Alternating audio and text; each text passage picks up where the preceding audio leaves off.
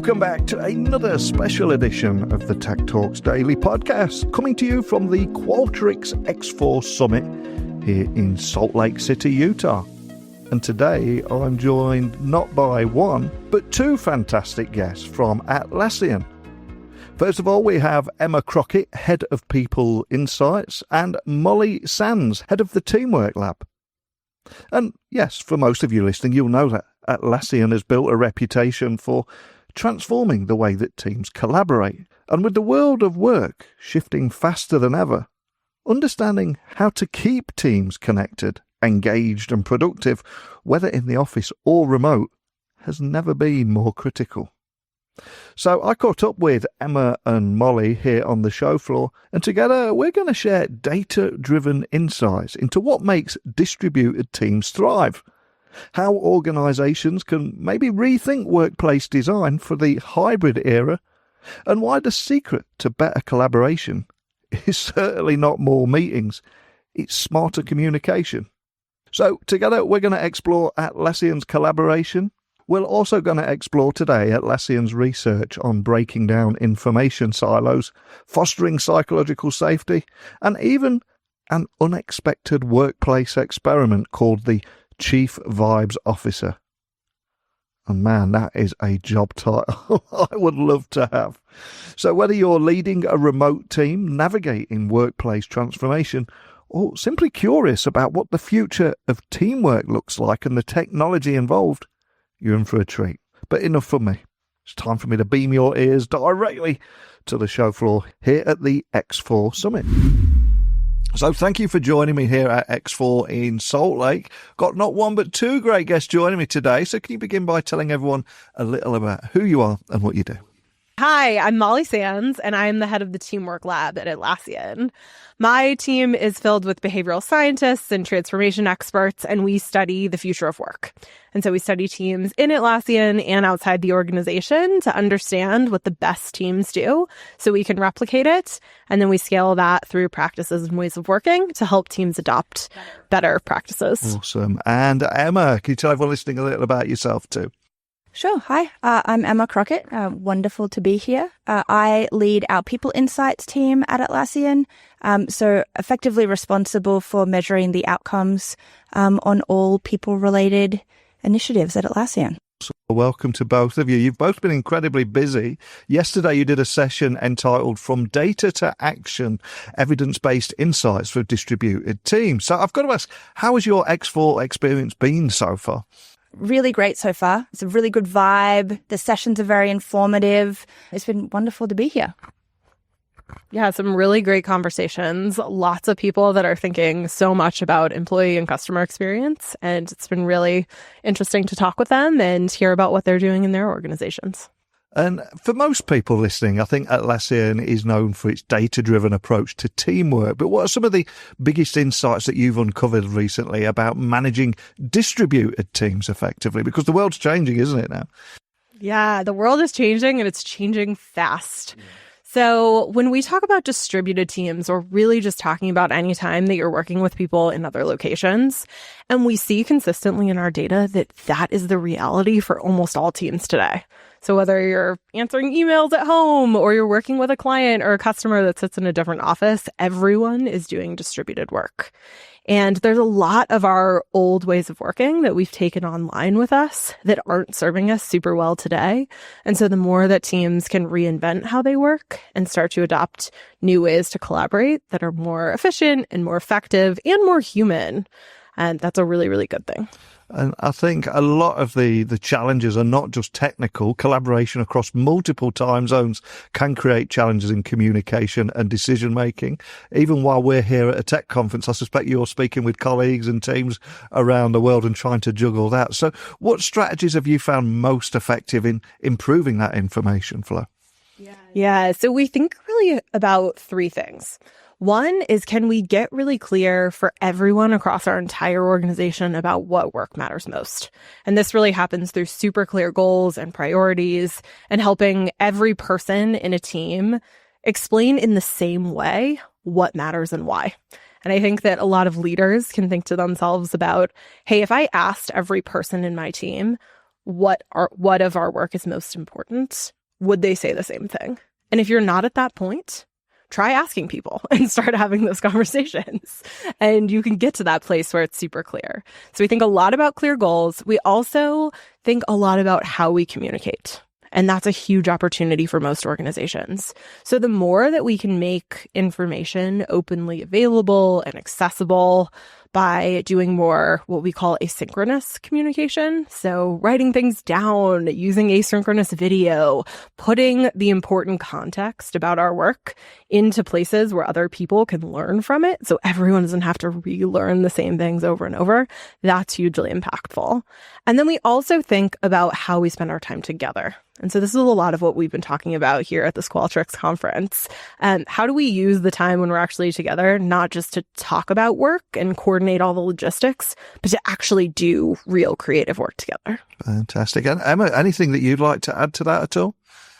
I mean, I'm just here for the data. So so for me, it's all about how are we measuring how well we're doing those three things, learning from the insights that we find, and then continuously improving in the future. Awesome. And I think it was a few years ago, it was often said that there's nothing more damaging in the workplace than saying, but hey, we've always done it this way. And that is more important than ever now, being more innovative, changing the way you're working, not being afraid to mix things up. So I'm curious, how do you experiment with workplace design to optimize productivity and connection in this hybrid or even fully remote environment?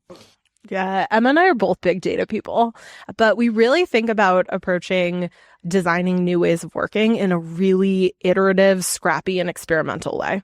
So we tend to start small and measure outcomes and then build from there. We've done this in a lot of different spaces. Our workplace design, our design of our spaces and the programming that supports our 12,000 employees is an area where we've done a lot of really interesting work in this way. We have redesigned our 12 office locations to help better meet the needs of a distributed workforce. We have a fully flexible policy, so people can choose when they come into the office and just come at the times when it suits them best. But that's really changed what they need from our office space. So it's not that everyone needs a desk to sit at all day long. They're often coming because they're doing a gathering with their team and they need workshop or brainstorming space or a sprint room. Or they're coming in and they need to make sure that virtual collaborators can join all of their meetings. And so we've used a lot of the data that we have from how people use our spaces and from all of our employee experience and listening strategy to help understand those needs a lot better and understand how people are using the spaces. And then we'll run experiments where we'll actually set up something new. We'll move the furniture around. We'll add new kinds of more plants. We'll add more privacy. We'll try setting up new types of collaboration rooms. And then we'll look at how much they get used and how people like them and if it changes their overall perception of those spaces. How do people react when they walk in the office and you say you've changed everything around? Some people adapt better than others, shall I say. Totally. We do a lot of signage and a lot of wayfinding, and we let our employees know at Atlassian that we are experimenting with this stuff, and we share a lot of what we learn with them. So I think they are far less surprised than they would be in many companies. And usually they like the things. We do a lot of user research, too, to understand what teams actually want and need from the spaces and what's not working about them. And so then sometimes you get a delightful surprise where you're like, nobody ever used this room. This room was weird and we didn't, it wasn't set up for what we actually wanted to do here. And then all of a sudden, boom, you have like beautiful little private office suites that appear. And so some of the surprises are fun. And one of the things that I love about what you said there is both of you are data people, and leadership decisions about employee experiences are often based on more gut feeling. So how does Atlassian use data to ensure these decisions are grounded in evidence? Because it seems such a refreshing approach. I love this question. This is my goal in life, is really to kind of understand what the business is trying to achieve, lay out the levers that are going to get us there, and then monitor the data over time to draw insights about how we can get closer to that outcome. So I love that Atlassian is as data-driven as it is. We do try and ensure that the questions that we're asking in our surveys are really topical to the business. So when we deliver a strategy up to our employees, we then check their understanding of that strategy to see if we need to make iterations there. And leadership loves that because they're getting real-time feedback that they can iterate on and learn from. Love that. And psychological safety and trust, they're also key factors in teamwork, of course. So what data-driven approaches have you found helpful in fostering that strong team culture, especially when employees are not co-located? Anything you can share around that and the data and how that works? Yeah. One of my favorite experiments we did with our employees was totally optional, and we had over 700 people sign up in like 24 hours to participate in this. But it's something we call the Chief Vibes Officer. And so in your team, you set a CVO of the week, and that is a person who's responsible for coming up with some absolutely ridiculous question to ask the team and to have everyone weigh in and respond. So they pick the question. My very favorite example, which is what we used as the title of this blog post to get all those people interested, is would you rather have meat hair, so your hair just grows as like ground beef, or permanent Cheeto dust on your fingers forever, and everything you touch gets Cheeto dust all over it? What would you rather have? I have learned so much about the people on my team from simply this ridiculous question. And so you set up a rotation within your team, and every single week you have some sort of thing. It doesn't have to be this. It could be much more sentimental or personal. But you learn all these things over time. And we found that this is an amazing way to drive much more connected teams. But not only that, it's actually helped people feel a lot more comfortable asking each other questions at work and being more vulnerable and asking for help. And I think it really speaks to this idea that having those moments of very human and fun and silly connection is so key, and you don't necessarily need to be in person to be able to do that. Wow. And I would imagine anyone involved in those kind of conversations, they proper buy into it. I've been in so many heated public debates around, I don't know who would win in a fight between Superman and Batman. People take those arguments seriously. Very seriously, and you learn a lot about why. The rationale is just as important as your actual answer. I, for the record, am team Cheeto dust forever. Not going with meat hair. And Emma, would you like to answer that question, which you would choose? Cheeto dust as well. Lady Gaga turned me away from wearing from my person forever. And I think in over 3,200 interviews on here, I've heard so many cool job titles from evangelist to ninjas, but Chief Vibes Officer, that's got to be one, isn't it? I'd love to put that on my passport form. So I've got to ask, though, all sitting seriously here, what common mistakes do you see organisations making when trying to improve collaboration amongst their remote teams, and how can they avoid them? We're all exhausted of a Zoom happy hour. That is not how people want to connect and spend time together. But I think most organizations really need to focus on information flow and how they share information and scale information, and making communication much easier and more pervasive. And we see that this is one of the biggest problems in companies today, and it actually doesn't have that much to do with where you work. Even teams that are co-located in offices or spread across lots of different office locations are really held back by information silos. And our latest State of Teams report really dives into a lot of the research behind this. But we see that 74% of executives say that problems with communication are what's holding their teams back from moving quickly and from doing higher quality work. And so when you think about building better collaboration muscles, what you really want to work towards is making it possible for anyone to get the information they need to do their work at any time. You can't be fully dependent on someone replying to your Slack or Teams ping every minute to move your work forward. And so as we move towards collaboration models that look more like that, anyone in the company can start to see what are other teams actually working on. We need that system of work that really helps us to understand how we can plug in to this bigger picture in our organization.